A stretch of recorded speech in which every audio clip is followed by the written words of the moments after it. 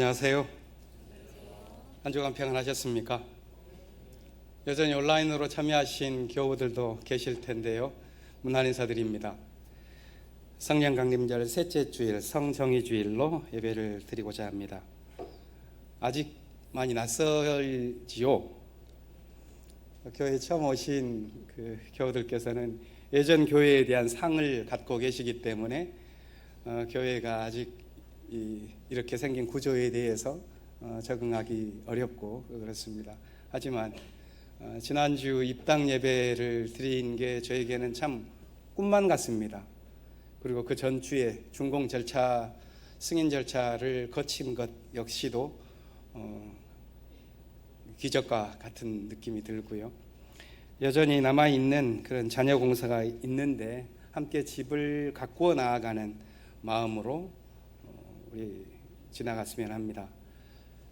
지난주에는 교회 공사와 관련되어진 분들을 소개하고 그러다 보니까 이 준공 과정과 건축 완공해 나가는 과정 속에서 반드시 기억해야 할 우리 교우들이 계십니다. 건축위원들이 참 수고하셨었고 아시다시피 그 가운데 건축위원장 또 1기, 2기 실무위원장으로 역할하신 세 분의 장로님의 역할이 대단히 컸습니다.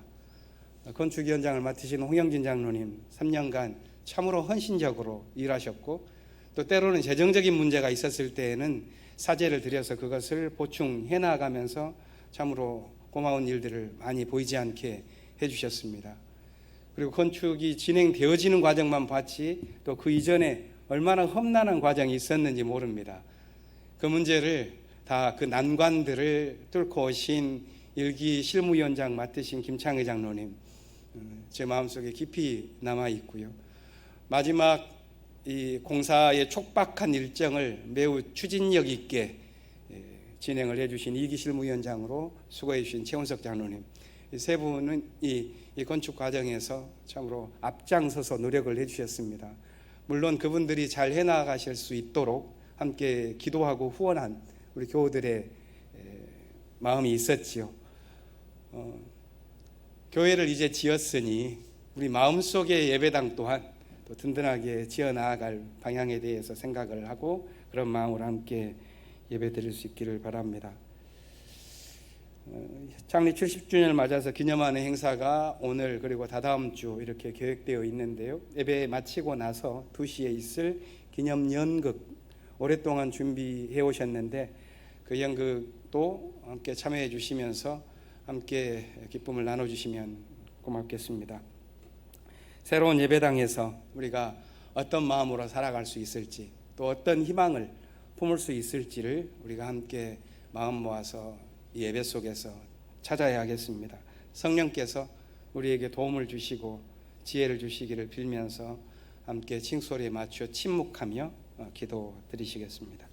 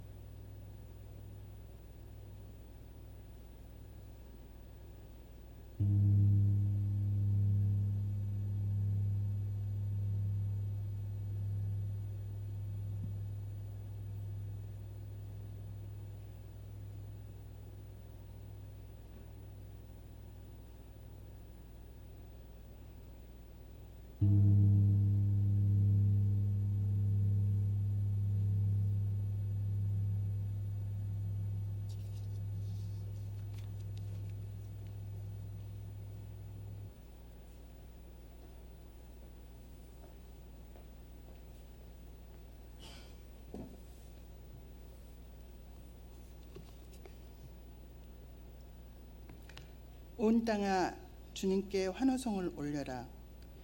기쁨으로 주님을 섬기고 환호성을 올리면서 그 앞으로 나아가거라. 너희는 주님이 하나님이심을 알아라. 그가 우리를 지으셨으니 우리는 그의 것이요 그의 백성이요 그가 기르시는 양이다. 감사의 노래를 들으며 그 성문으로 들어가거라. 찬양의 노래를 부르며 그 뜰 안으로 들어가거라. 감사의 노래를 들으며 그 이름을 찬양하여라. 주님은 선하시며 그의 인자하심이 영원하다. 그의 성실하심 대대에 미친다. 아멘.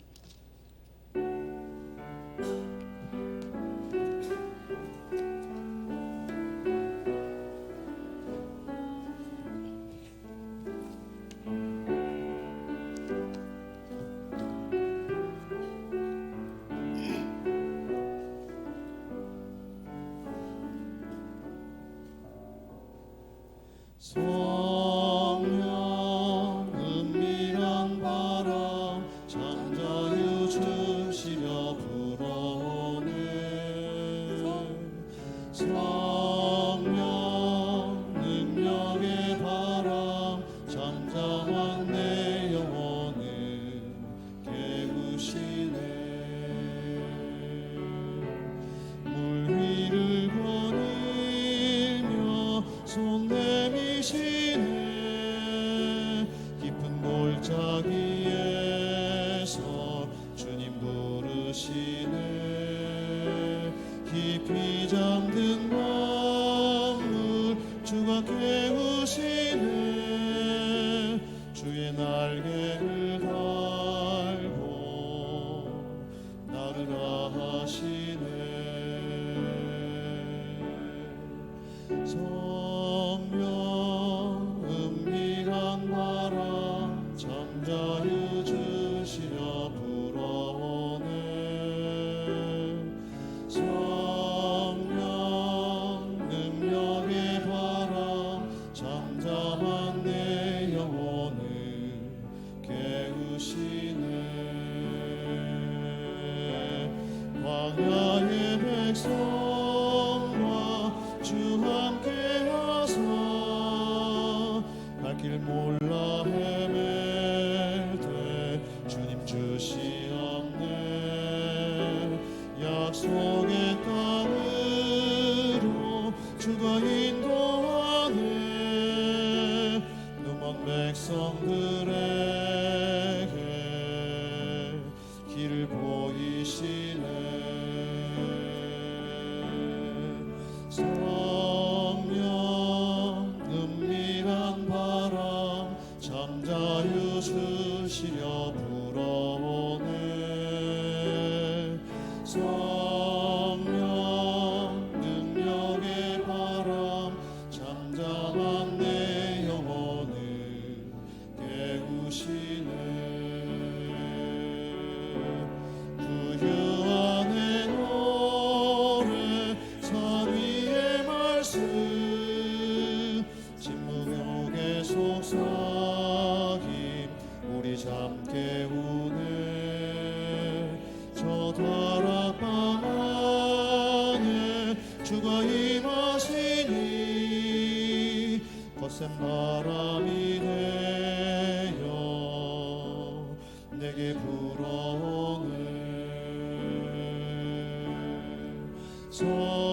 성령 은밀한 바람 잠자유 주시려 불어오네. 성령 능력의 바람 잠잠한 내 영혼을 깨우시네. 주 앞서가시며 날 부르시네. 슬퍼하는 자에게 꿈을 주시옵네. 새 소망 주시며 주가 힘 주시니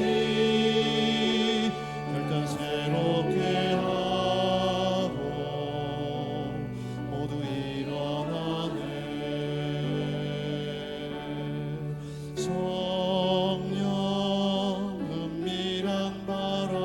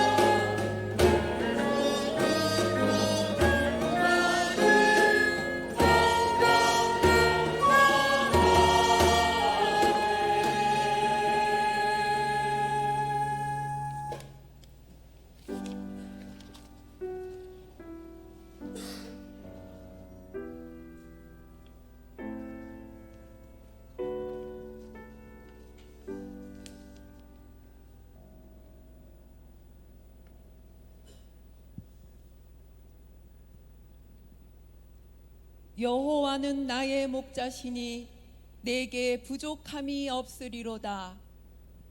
생명의 환희가 초록빛 온 세상에 울려 퍼지는 6월, 마가의 다락방에 성령이 임한 성령 강림절 셋째 주, 새로 지은 예배당에 온 교인이 모여 예배드릴 수 있게 하시는 여호와 이레 하느님 감사합니다. 북받쳐 오르는 기쁨과 뜨거운 감사의 눈물로 예배합니다. 신앙의 선배들이 남겨주신 유산과 교우들의 기도와 정성으로 지은 새로운 교회에서의 예배를 우리 주님 기쁘게 받아 주옵소서. 오늘의 감격과 찬양이 우리 모두의 삶에서 영원한 노래로 샘솟게 하시고, 이렇게 흘러나오는 생명수로 메마른 세상을 촉촉이 적시고 마침내 풍성한 생명의 열매를 맺게 하옵소서. 이제 다시 새롭게 시작합니다. 지금까지의 시련과 어려움을 통해 우리의 신앙이 한 단계 더 성숙하게 하옵시고, 서로의 연약함과 부족함을 채워주는 사랑의 공동체가 되게 하옵소서. 추수할 것은 많은데 일꾼이 적으니 그 주인에게 추수할 일꾼들을 보내달라고 청하라는 예수님의 말씀을 묵상합니다. 하나님 나라를 일구는 사역은 궁극적으로 하느님이 하시는 것이며 일꾼을 통해서 이루어내시는 것, 우리는 추수할 시기에 곡식을 거둘 수 있는 일꾼이 되고자 합니다. 우리가 받은 은사대로 하나님 사역에 귀한 쓰임 받게 하옵소서. 오랫동안 우리의 이웃으로 함께한 명동 재개발 2주구 상가 세입자들을 위해 기도합니다. 한 달 넘게 거리에서 천막을 치고 생존권을 지키기 위해 애쓰고 있습니다. 이분들을 남겨두고 명동을 떠나는 우리는 커다란 마음의 짐을 지고 있습니다. 지난 수요일 거리 기도회에서 이들과 함께 있을 것을 약속하였습니다. 이들 삶의 권리를 회복하는 것이 하나님 나라를 만들어 나가는 것이라 믿으며 당신의 은총을 간구합니다. 2011년 3월 11일 후쿠시마 원전 사고를 기억합니다. 자연재해로 인해 핵발전소는 인간의 통제 밖의 상황으로 속절없이 파괴된 것을, 고열에 노출된 핵연료봉에서 수소 폭발과 방사능 물질이 묻은 수증기 유출로 2만 명의 희생자가 양산되었고 아직도 피난 생활을 하는 수많은 사람이 있다는 것을, 우리 세대의 편리함과 이익을 위해 미래 세대를 담보로 하는 욕망의 민낯을, 인류의 역사만큼이나 긴 10만 년 동안 뿜어져 나온다는 사용 후 핵 방사능 물질, 이것과 지하수가 뒤섞인 인간의 끝없는 추악함의 상징인 핵오염수, 일본 정부는 이것을 지구의 허파이자 모든 생명의 젖줄인 바다에 버린다고 합니다. 이런 사태를 한미일 안보 동맹이라는 우상을 위해 용인하는 한국 정부, 몰상식과 몰염치가 판치는 세상에 우리가 굳건히 설 수 있도록 주님, 저희에게 지혜와 용기를 주옵소서. 교회 곳곳에 많은 손길이 필요합니다. 이제 구체적인 교회 생활에서 하나하나 만들어가고 다듬어가는 과정에 교우들이 기쁨으로 일할 수 있도록 힘을 주옵소서. 경제적 어려움을 당하고 있는 교우들, 여러 사정으로 가족들과 떨어져 쓸쓸히 지내는 분들, 특별히 힘든 투병 생활을 하시는 교우분들이 계십니다.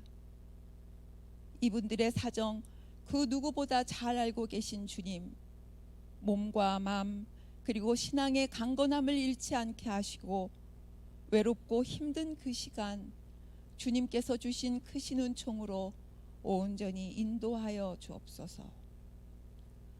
성가대와 예향의 아름다운 찬양을 기쁘게 받으시고 오늘의 예배를 위하여 묵묵히 봉사하시는 교회의 귀한 손길들 주님 기억하여 주옵소서. 김현 목사님이 전해주시는 하늘 말씀을 통해 우리의 닫힌 마음 활짝 열고 결단하는 귀한 시간 되게 하소서. 이제 고요함 중에 은밀히 말씀하시는 당신의 음성을 듣겠습니다. 말씀하소서.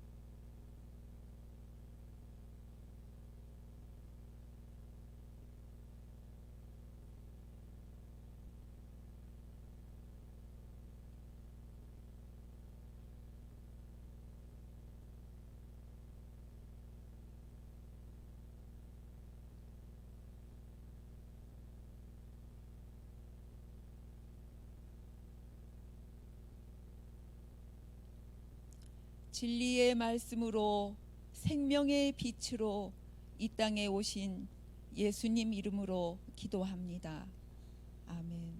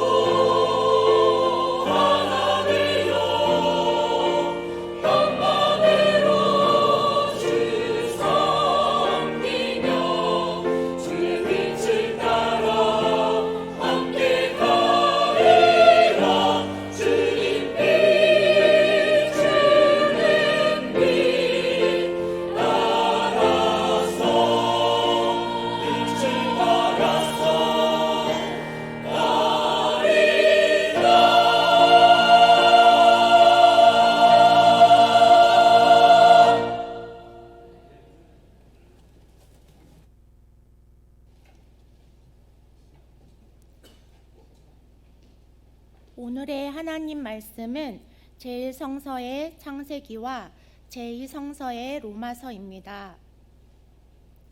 먼저 창세기 18장 1절에서 15절을 읽겠습니다.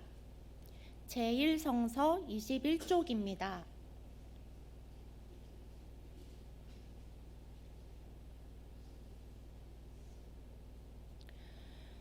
주님께서 마므레의 상수리 나무 곁에서 아브라함에게 나타나셨다. 한창 더운 대낮에 아브라함은 자기의 장막 어귀에 앉아 있었다. 아브라함이 고개를 들고 보니 웬 사람 셋이 자기의 맞은쪽에 서 있었다. 그는 그들을 보자 장막 어귀에서 달려나가서 그들을 맞이하며 땅에 엎드려서 절을 하였다. 아브라함이 말하였다. 손님들께서 저를 좋게 보시면 이 종의 곁을 그냥 지나가지 마시기 바랍니다. 물을 좀 가져오라고 하셔서 발을 씻으시고 이 나무 아래에서 쉬시기 바랍니다. 손님들께서 잡수실 것을 제가 조금 가져오겠습니다. 이렇게 이 종에게로 오셨으니 좀 잡수시고 기분이 상쾌해진 다음에 길을 떠나시기 바랍니다. 그들이 대답하였다. 좋습니다. 정 그렇게 하라고 하시면 사용하지 않겠습니다. 아브라함이 장막 안으로 뛰어들어가서 사라에게 말하였다. 빨리 고운 밀가루 3스아를 가지고 와서 반죽을 하여 빵을 좀 구우시오. 아브라함이 집 짐승떼가 있는 데로 달려가서 기름진 좋은 송아지 한 마리를 끌어다가 하인에게 주니 하인이 재빨리 그것을 잡아서 요리하였다. 아브라함이 엉긴 젖과 우유와 하인이 만든 송아지 요리를 나그네들 앞에 차려놓았다. 그들이 나무 아래에서 먹는 동안에 아브라함은 서서 시중을 들었다. 그들이 아브라함에게 물었다. 대개 부인 사라는 어디에 있습니까? 아브라함이 대답하였다. 장막 안에 있습니다. 그때에 주님께서 말씀하셨다. 다음에 이맘때에 내가 반드시 너를 다시 찾아오겠다. 그때에 너의 아내 사라에게 아들이 있을 것이다. 사라는 아브라함이 등지고 서 있는 장막 어귀에서 이 말을 들었다. 아브라함과 사라는 이미 나이가 많은 노인들이고 사라는 월경마저 그쳐서 아이를 낳을 나이가 지난 사람이다. 그러므로 사라는 나는 기력이 다 쇠진하였고 나의 남편도 늙었는데 어찌 나에게 그런 즐거운 일이 있으랴 하고 속으로 웃으면서 중얼거렸다. 그때 주님께서 아브라함에게 말씀하셨다. 어찌하여 사라가 웃으면서 이 늙은 나이에 내가 어찌 아들을 낳으랴 하느냐? 나 주가 할 수 없는 일이 있느냐? 다음에 이맘때에 내가 다시 너를 찾아오겠다. 그때 사라에게 아들이 있을 것이다. 사라는 두려워서 거짓말을 하였다. 저는 웃지 않았습니다. 그러나 주님께서 말씀하셨다. 아니다, 너는 웃었다. 이어서 로마서 5장 1절에서 8절 말씀을 읽겠습니다. 제2성서 260쪽입니다.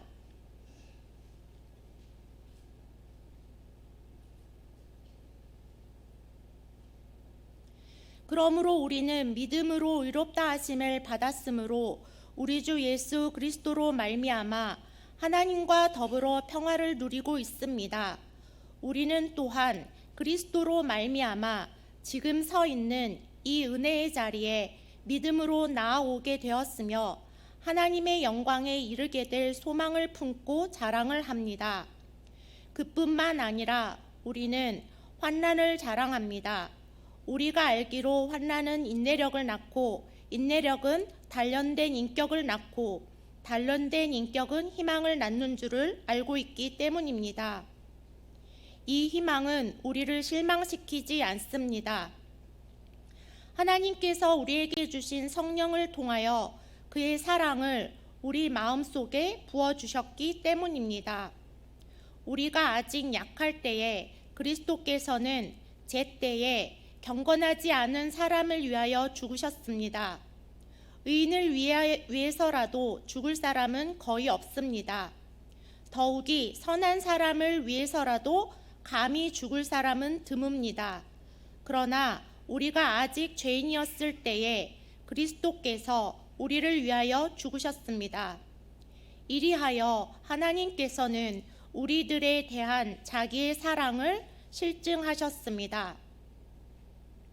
다 함께 로마서 5장 5절 말씀을 읽겠습니다. 이 희망은 우리를 실망시키지 않습니다.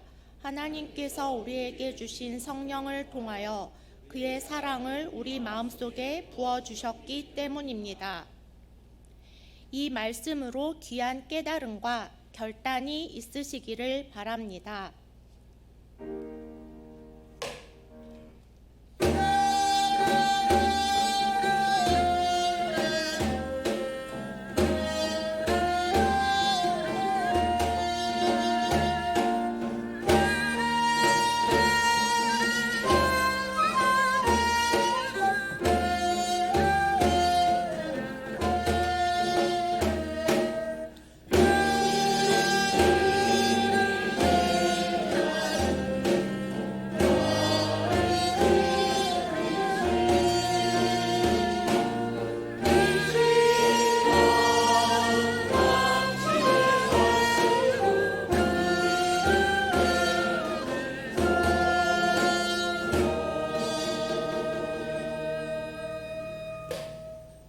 오늘 함께 생각해 보실 하나님의 말씀은 마태복음서 9장 35절부터 10장 8절 말씀입니다. 가능하신 분들께서 모두 일어나셔서 복음서의 말씀을 들으시기 바랍니다. 예수께서는 모든 도시와 마을을 두루 다니시면서 유대 사람의 여러 회당에서 가르치며 하늘나라의 복음을 선포하며 온갖 질병과 온갖 아픔을 고쳐주셨다. 예수께서 무리를 보시고 그들을 불쌍히 여기셨다. 그들은 마치 목자 없는 양과 같이 고생에 지쳐서 기운이 빠져 있었기 때문이다. 그래서 제자들에게 말씀하셨다. 추수할 것은 많은데 일꾼이 적다. 그러므로 너희는 추수하는 주인에게 일꾼들을 그의 추수밭으로 보내시라고 청하여라. 예수께서 12제자를 부르셔서 더러운 귀신을 제어하는 권능을 주시고 그들이 더러운 귀신을 쫓아내고 온갖 질병과 온갖 허약함을 고치게 하셨다. 12사도의 이름은 이러하다. 첫째로 베드로라고 부르는 시몬과 그의 동생 안드레와 세베대의 아들 야고보와 그의 동생 요한과 빌립과 바돌로메와 도마와 세리 마테와 알페오의 아들 야고보와 다데오와 열혈당원 시몬과 예수를 넘겨준 가룟사람 유다이다. 예수께서 이들 12를 내보내실 때에 그들에게 이렇게 명하셨다. 이방 사람의 길로도 가지 말고 또 사마리아 사람의 고을에도 들어가지 말아라. 오히려 길 잃은 양떼인 이스라엘 백성에게로 가거라. 다니면서 하늘나라가 가까이 왔다고 선포하여라. 앓는 사람을 고쳐주며 죽은 사람을 살리며 나병 환자를 깨끗하게 하며 귀신을 쫓아내어라. 거저 받았으니 거저 주어라. 이는 주님의 말씀입니다. 앉아주십시오.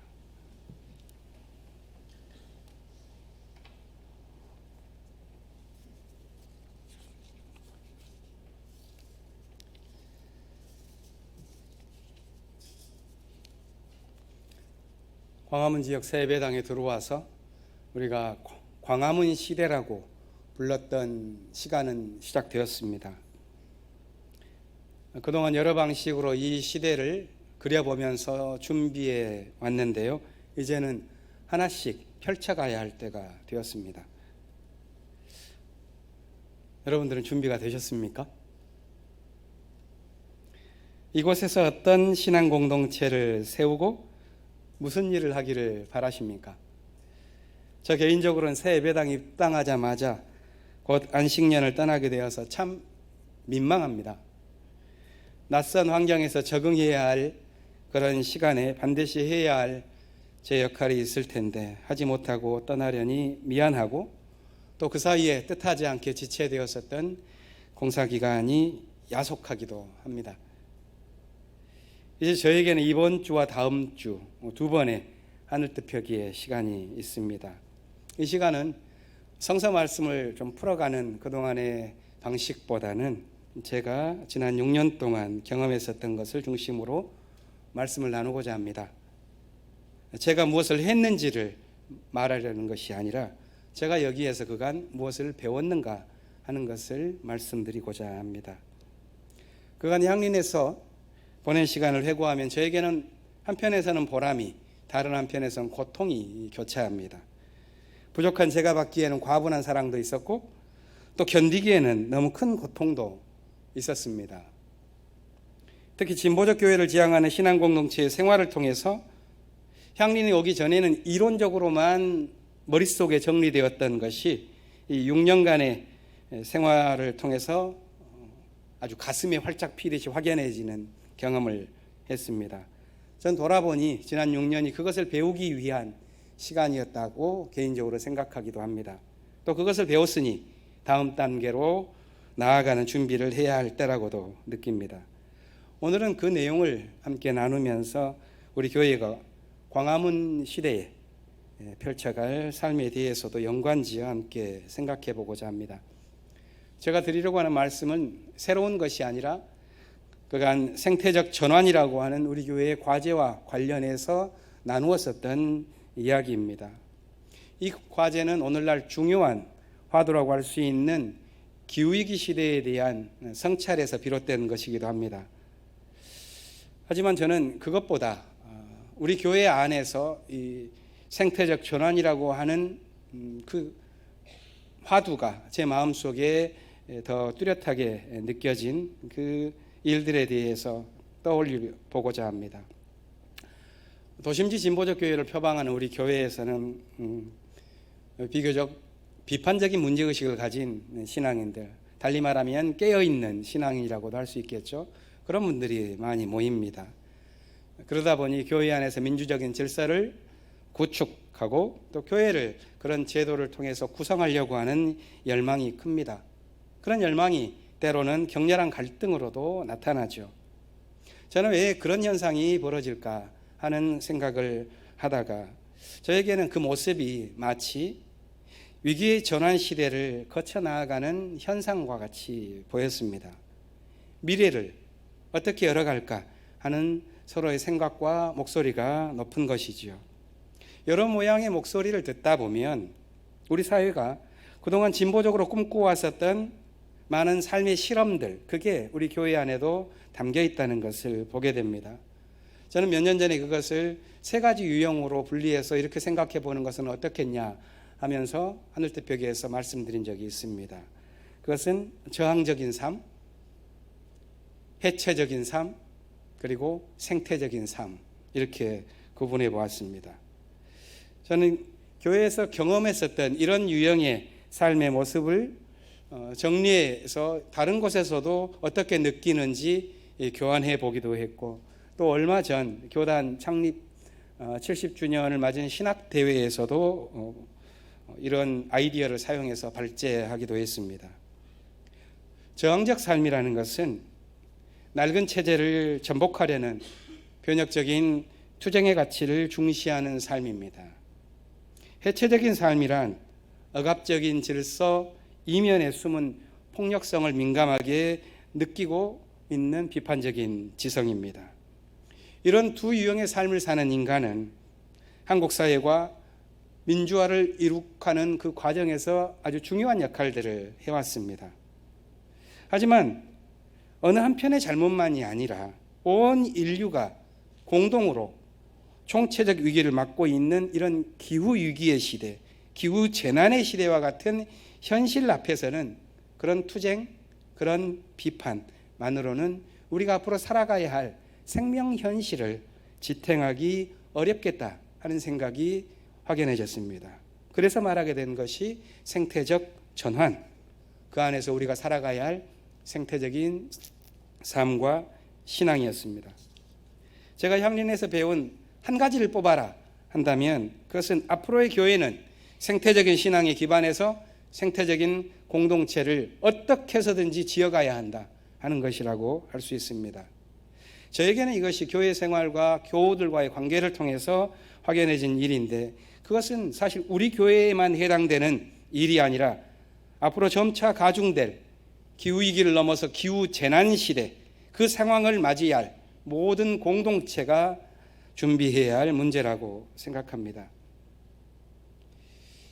기후위기에 대처하는 그런 노력은 갈수록 계층과 분야를 망라해서 광범위하게 이루어질 인류의 활동이 될 것입니다. 이 일에 대처하기 위해서는 정부 정책도 중요하겠지만 그것만의 문제는 아닙니다. 어쩌면 인류는 이미 그 위기를 저지할 수 있는 한계선을 넘어버렸다 하는 그런 비관이 느껴지고 있기 때문에 우리는 어쩌면 더욱더 중요한 문제로서의 영적인 준비의 문제를 생각해야만 하는 것입니다. 5년 전에 IPCC, 그러니까 기후변화에 관한 정부 간 협의체가 1.5도씨 특별 보고서를 송도에서 모여서 발표했죠. 그때만 하더라도 우리는 낯설었고 그것이 가능할 것이라는 일정한 기대를 갖고 있었습니다. 기후위기를 통제할 수 있는 범위로 최소화할 수 있기 위해서는 2050년까지 탄소 중립을 이룰 수 있는 일을 달성하면 된다는 것이었습니다. 하지만 이제는 그 목표를 달성하기 어렵겠구나 하는 판단이 커진 듯합니다. 그래서 앞으로 불과 7년 후인 2030년에는 1.5도씨에 이르게 될 것이고 2050년에는 2도씨, 2100년에는 3도씨 상승의 경험을 하게 될 것이라는 것이 많은 사람들의 추정입니다. 더 정확히 말한다면 과학자들은 거의 확실한 기온 상승의 범위 5%에서 95%에 해당하는 범주 안에 들어가는 그런 기온 상승의 범위로서 2100년에 맞이하게 될 온도는 낮게는 2.3도 상승, 높게는 4.7도 상승을 예견합니다. 만일 기온이 3도씩 상승하면 인간이 견디기 힘든 재난이 닥치고 4도씩 상승하면 인간이 구축해온 문명은 멸절될 것이라고 예상합니다. 그렇다면 우리는 그간 중시해온 진보적 화두, 그것 역시도 거대한 지구 생명의 위기 앞에서는 한낱 작은 문제가 되고 말지도 모르겠습니다. 복음서를 보면 예수께서 제자들을 부르시고 길 잃은 사람들에게 가서 하늘나라가 가까이 왔다 선포하라 말씀하시는데, 정작 앞으로의 세계에서 하늘나라가 가까이 왔다고 우리가 말할 수 있을지 우리는 사실 회의하고 있는지도 모릅니다. 30년 전인 1992년, 그때 처음으로 IPCC가 지구온난화에 관한 1차 보고서를 냈습니다. 그 보고서에 따라서 UN 기후변화 협약이 만들어졌고, 이 협약에 따라 매년 당사국 총회가 열리는 국제협상이 진행됩니다. 하지만 지난 30년간 이 모든 협상과 노력 끝에 기후위기를 잡으려고 하는 인류 대처는 실패했습니다. 앞으로는 어떨까요? 더 위기가 깊어졌으니까 이제는 우리의 삶의 방식을 바꿔내야 되겠다 하는 그런 흐름이 커질까요? 그게 승리할 수 있을까요? 어쩌면 깊어진 위기 앞에서 더욱 각자 도생의 시대를 파괴적으로 살아가게 될런지 모릅니다.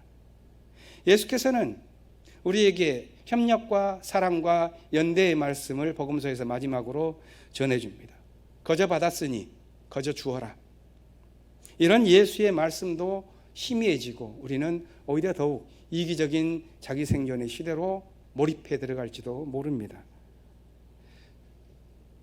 2017년인가 미국 심리학회에서 새로운 용어를 만들었는데 기후 우울증이라는 증상입니다. 암울한 미래에 대한 전망이 삶을 덮쳐서 무력감과 상실감에 빠지는 경험입니다. 기후변화로 인해서 그동안에 자기가 쌓아왔었던 삶의 노하우와 경험, 그것이 쓸모없게 되어버린 농부들, 또 기후 문제에 대처하기 위해서 민감하게 관찰하고 그것이 어떻게 나쁜 방향으로 흘러가고 있는지를 모니터링하는 과학자들과 환경 운동가들, 이들에게 자주 나타나는 것이 이 기후 우울증입니다. 정신건강 문제만이 아니라 신체의 질병으로까지 나타납니다. 일반적으로 이런 증상은 기성세대들, 그러니까 자연을 어머니의 품처럼 경험해온 그런 기억이 많은 기성세대들에게는 작습니다. 하지만 현재 기후가 재난처럼 다가오는 그런 뉴스를 자주 접하고 있는 젊은 세대에게는 훨씬 민감하게 여겨지는 것 같습니다. 그래서 미래의 비극을 피하기 위해서라도 자녀를 두지 않겠다는 소위 출산 파업이라는 용어까지 나오고 있습니다. 인류는 앞으로 어떤 진보를 기대할 수가 있을까요? 그동안의 진보는 풍요라는 것과 얽혀 있었습니다. 모두가 다 풍요로울 수 있는 그런 축복받은 미래를 향해서 우리는 암암리에 나아가고 있었습니다. 하지만 이미 한국 사람들의 생활 방식을 지탱하기 위해서는 지구가 3개 이상 필요하다고 하는 것이 이미 나온 상황 속에서 더욱 큰 풍요를 바라면서 나아가는 우리의 삶은 가능할지, 그것을 계획하고 있는 것은 도덕적 무감각이나 영적인 무지는 아닐지 우리는 더 깊이 생각하게 될 것입니다. 앞으로 우리는 어쩌면 더 가난해지면서도 더 충만하게 살 수 있는 방법, 그것을 배우지 않는다면 우리가 맞을 미래는 아마 참혹하게 될 것입니다. 기후재난 시대를 맞고 있는 종교는 그동안에 설파해온 번영신학과 성공의 약속들을 근본적으로 재고해야 할 것입니다. 그런 축복을 받은 일은 희망이 되지 못합니다. 그런 축복을 받은다 한들 실제로는 남에게 짐을 지우는 삶일 뿐입니다. 그 문제는 단지 과학기술의 발전으로 해소될 수만은 없습니다. 우리는 물질적인 소유의 문제를 넘어서서 더욱 근원적인 인간의 삶의 문제, 그 삶 자체에 대한 영적인 자세에 대해서 심사숙고해야 하는 시간을 맞게 되었습니다. 창세기 본문에 나오는 아브라함과 사라의 이야기는 한편으로는 절망이 깊고 다른 한편으로는 예전부터 내려오는 약속, 그 사이에서 살아가는, 절망과 약속 사이에서 살아가는 불안한 믿음의 시대에 생겨난 이야기입니다. 아브라함과 사라는 하나님의 약속을 따라서 길을 나섰죠. 이곳 저곳을 떠돌면서 험악한 삶을 25년째 살고 있습니다. 기근을 만났고 가족 해체의 위험을 겪었고 원주민들의 습격을 겪으면서 떠돌이로 긴 시간을 보내고 있었습니다. 땅과 자손에 대한 하나님의 약속에 대한 기대는 점차 희미해졌을 것이고 어쩌면 절망과 회의감이 밀려왔을 것입니다. 그때 야훼께서 나그네의 모습으로 오늘 본문을 보면 아브라함 가족이 장막을 찾아오죠. 아브라함은 정성껏 그를 환대합니다. 빵을 굽고 송아지 요리를 내서 대접합니다. 대접을 잘 받은 나그네는 아브라함에게 내년 이맘때 아내 사라에게 아들이 있을 것이라고 약속합니다. 그런데 곁에서 그 말을 듣고 있던 사라는 늙은 나이에 어떻게 그런 일이 있을 수 있겠냐 생각하면서 웃습니다. 내가 웃었느냐고 이렇게 추궁당할 때 그녀는 웃지 않았다 이렇게 거짓말을 하지만 그녀의 웃음은 여전히 남습니다. 이 사라의 웃음은 겉으로 보면 현실이 빚어낸 의심의 미소입니다. 그 미소를 짓지 않았다고 하는 그녀의 부인은 단지 거짓을 감추려는 핑계라기보다는 하나님의 약속을 아직은 다 저버릴 수 없는 그 삶에 남아있는 신비로운 기대가 남아있습니다. 한편에서는 현실의 절망이 있습니다. 다른 한편에서는 약속의 기대가 있습니다. 이 사이에서 사라는 미소를 지으며 흔들리고 있습니다. 이 사라의 미소는 성서에 길게 여운이 남아있습니다. 그리고 이 미소는 아마 1년 후에 아들을 실제로 낳게 되었을 때 다른 모습으로 돌아오게 되겠지만 또 그 아들이 자라서 정작 아버지의 손에 번제물로 바쳐지려고 하는 그런 위험에 처했을 때에도 이 사라의 미소는 사라지지는 않을 것입니다. 왜냐하면 그것은 절망과 기대 그 사이를 지나는 모든 삶에 깃든 미소이기 때문에 그렇습니다. 성서는 이 사라의 웃음에 주목하고 있습니다. 그것은 단지 하나님의 약속을 믿지 않는 불신의 웃음이 아닙니다. 그렇다고 약속에만 기대어서 자신을 상실해버린 그런 자신을 잃은 미소도 아닙니다. 거기에는 생의 무게를 지고 살아온 사라의 인고의 삶이 자아내는 무언의 지혜가 담겨 있다고 봅니다.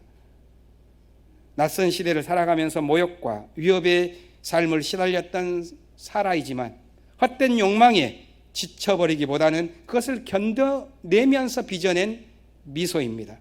저는 그것이 성사가 기억한 인간 사라의 모습이라고 봅니다. 모든 삶은 소중합니다. 하지만 그 삶에서 등장했던 빛이 점차 발해가는 운명이라는 것도 피하기 힘듭니다. 어떤 시인이 이렇게 말합니다. 존재한다는 것은 붕괴의 과정이요, 사랑한다는 것은 퇴색의 과정이요, 인생이란 소멸의 과정이기도 하다.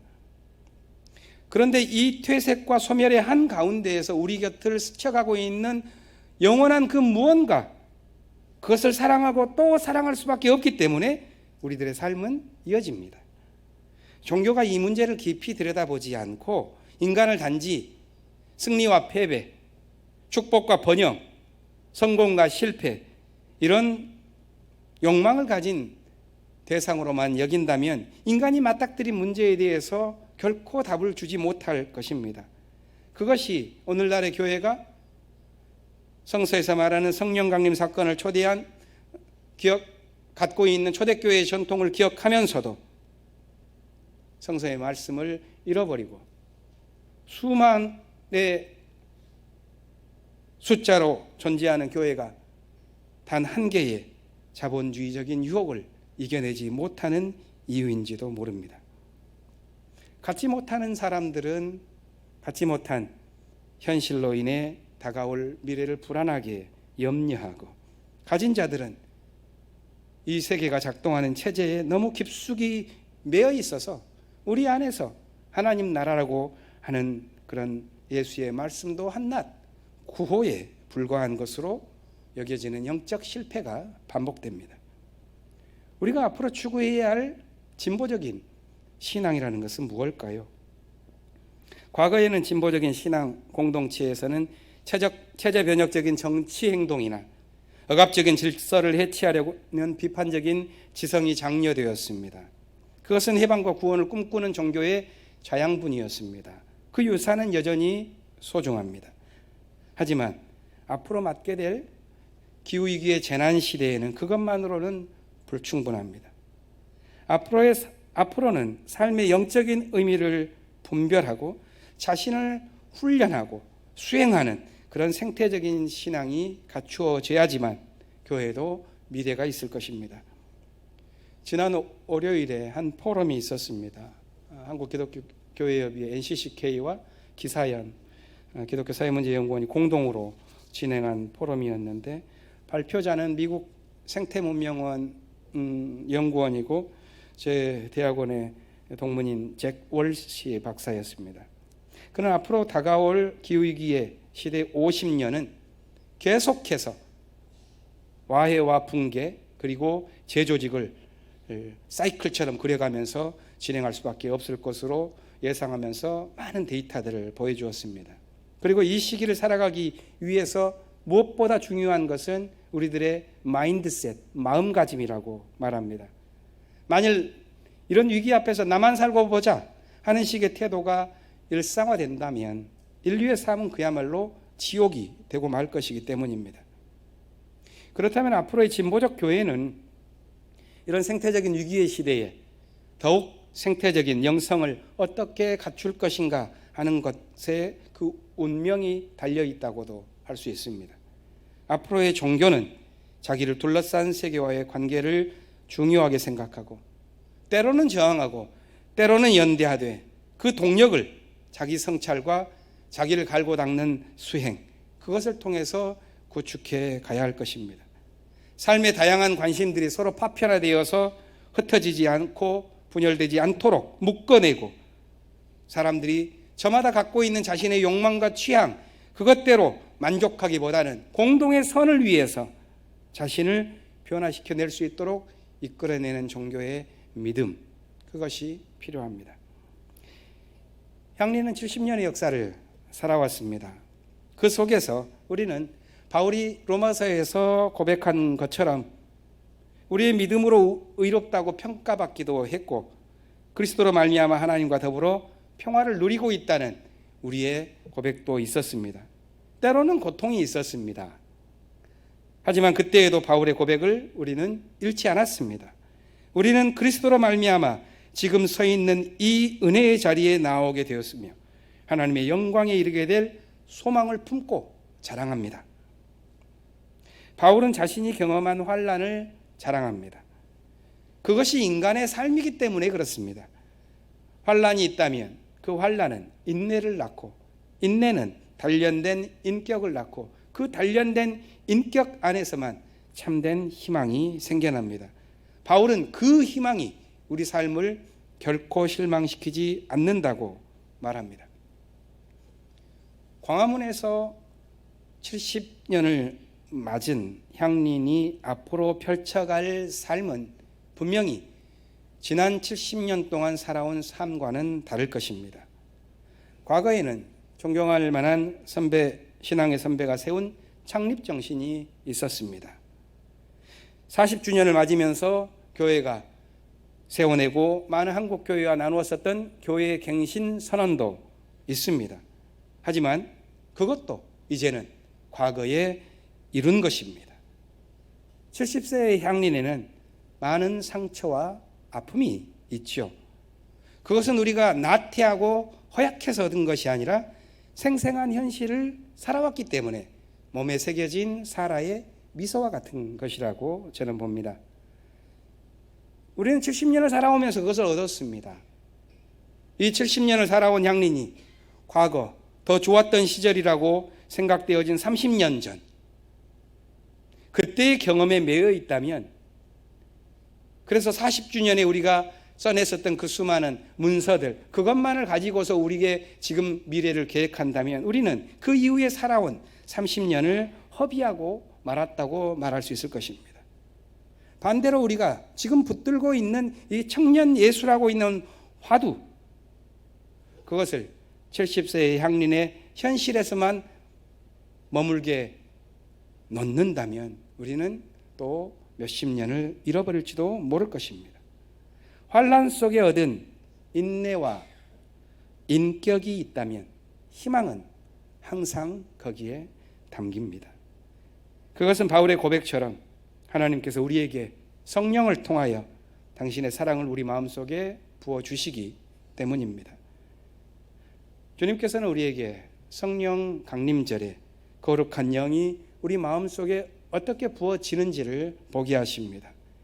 위기의 시대를 지날 때에도 사랑을 잃지 않고 하늘나라를 지어가는 믿음이 우리 마음속에 다시 움틀 수 있기를 빕니다.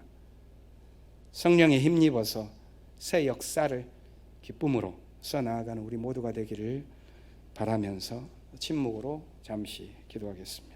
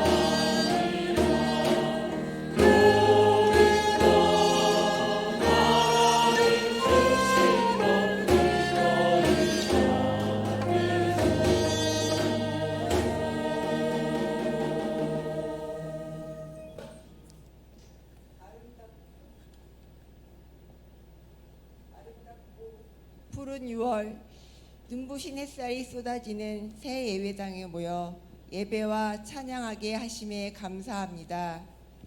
새 예배당 입당과 창립 70주년을 맞이하여 교회의 어르신들과 그동안 잘 만나지 못했던 여러 교우들을 건강한 모습으로 다시 만나게 하여 주심에 감사합니다. 건축과 입당을 위해 수고한 여러 교우들이 있어 감사합니다. 그들 모습에서 예수님을 만나게 해주셨습니다. 더운 여름 땀 흘려 밭을 일구는 농부님들이 있어 감사합니다.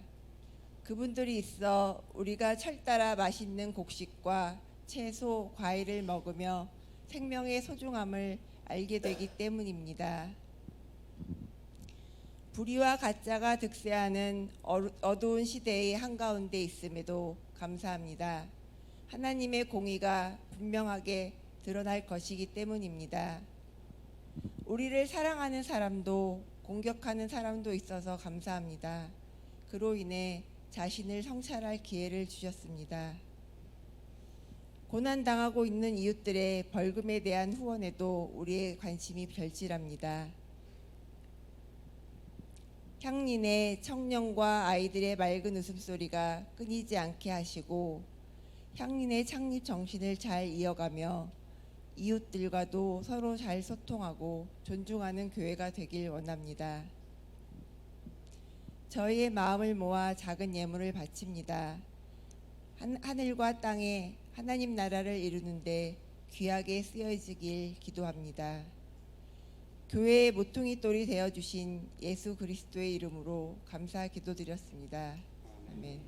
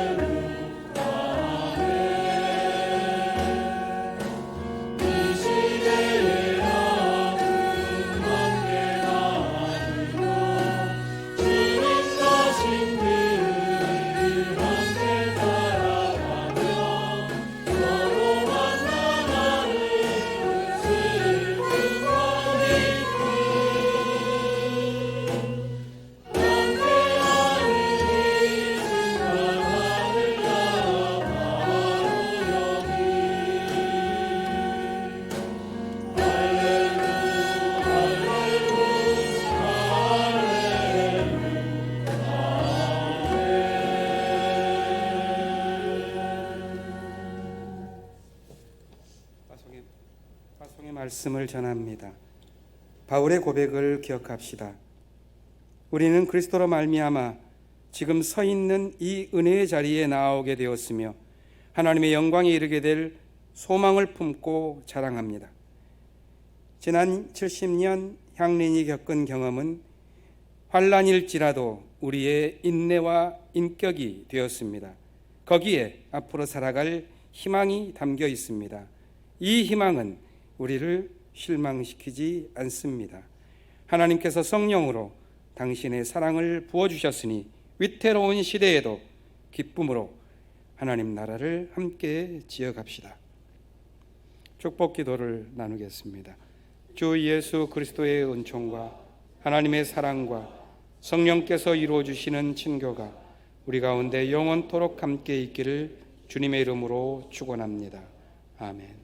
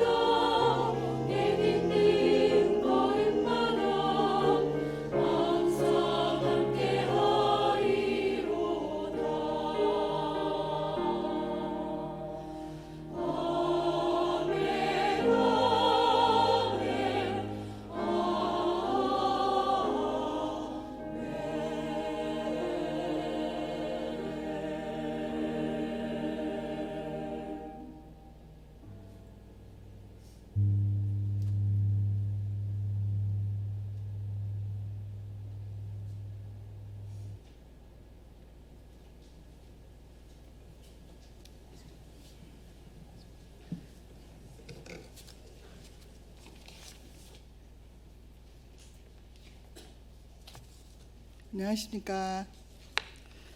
공동관심사 나누기 전에 교회 방문하신 분을 소개하도록 하겠습니다. 네, 홍영진 장모님 여동생인 홍영의 집사님이 소개해 주신 분인 것 같습니다. 조희상 박광자님 자리에 일어나시면 환영하도록 하겠습니다. 네, 반갑습니다.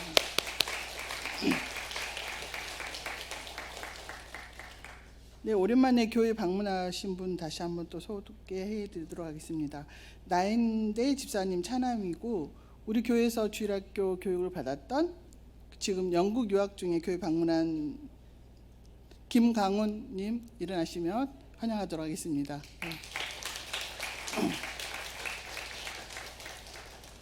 네, 이어서 오늘 공동관심사 나누도록 하겠습니다. 오늘의 일정 먼저 안내해 드리도록 하겠습니다. 공동 식사 중에 떡을 제공할 건데요. 박수연 집사님의 그 심호상으로 감사를 전한 떡입니다. 창남 남신도의 올레가 예배 직후 목회자실을 4층에서 있을 예정입니다. 방송실 봉사자 모임도 예배 후 3층 방송실에서 있을 예정입니다. 건축위원회 전체 회의가 오후 1시에 향후실 1층 이 자리에서 향후실 1층에서 있을 예정입니다. 관리부 회의는 오후 1시 안병문 도서관에서 있을 예정이라고 합니다. 새날 청년의 모임, 새날 청년에 아직 방이 없으시죠? 1시 30분에 세미나실에서 있을 예정입니다.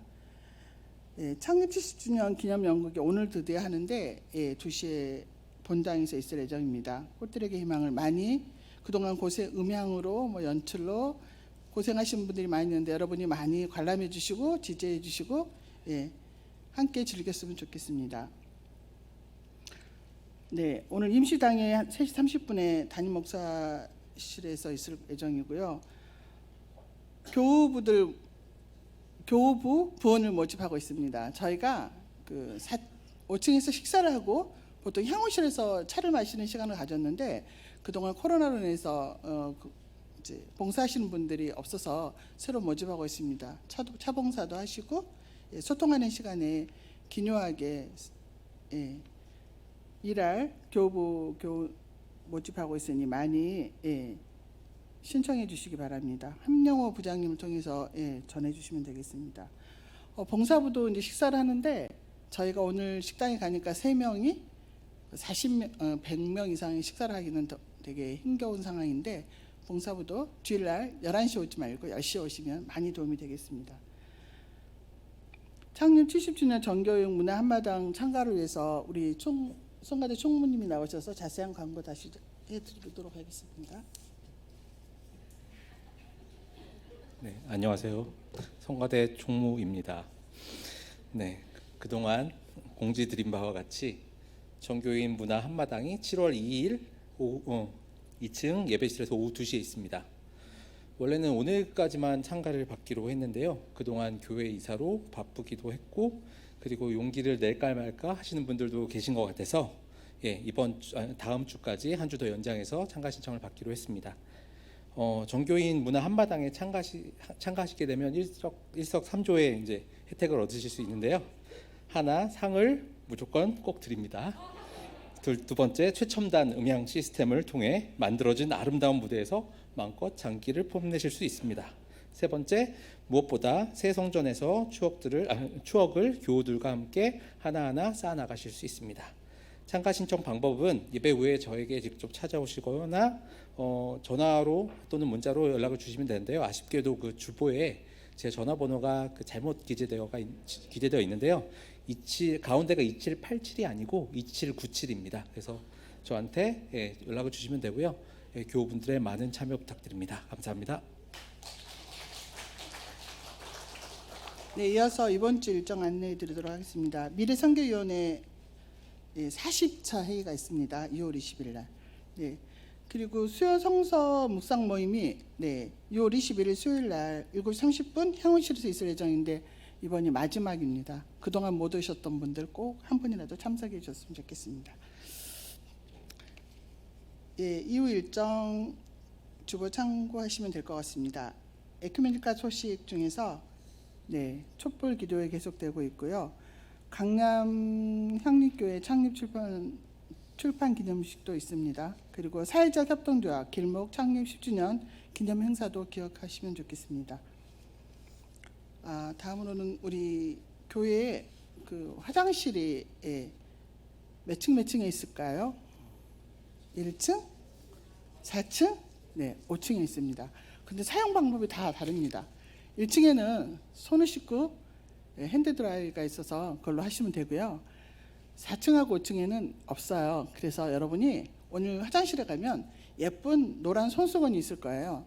저도 아침에 가서 사용하고 이런 작은 손수건을 배치되어 있어요. 손수건으로 핸드드라이 대신 사용하고, 그리고 뭐 한 번 사용하면 다행이지만 3번, 4번 할 때마다 사용하시고 집에 가서 이걸 씻어서 세탁해서 다음 주에 오실 때는 가지고 오셔서 화장실에 다시 또 배치해 두셔야 됩니다. 운동은 결국 그 핸드타올을 쓰지 않고 계속 이렇게 환경을 보호하자는 걸 실천하자는 거고요. 그러려면 우리가 손수건을 가지고 다니는 거 생활하자는 취지입니다. 그래서 목사님이 자세히 써줬습니다. 첫째, 손을 씻는다. 둘째, 비치된 노란 손수건 한 장으로 물기를 닦는다. 세 번째, 사용한 손수건은 자기 주머니에 넣고 다른 화장실에서 사용한다. 집에서 깨끗하게 세탁한다. 다시 교회 화장실에 가져와서 다른 사람이 사용할 수 있도록 배치한다. 꼭 기억해 주시기 바랍니다.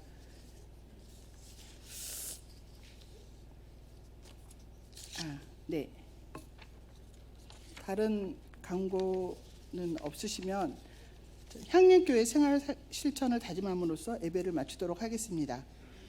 우리는 누구에게나 햇빛과 비를 주셔서 평등하게 사랑하시는 하나님을 믿으며 교회와 가정, 직장 등 모든 관계에서 차별적 언어나 행위를 하지 않도록 민감하게 성찰하며 행동한다. 한 주간도 평안하십시오.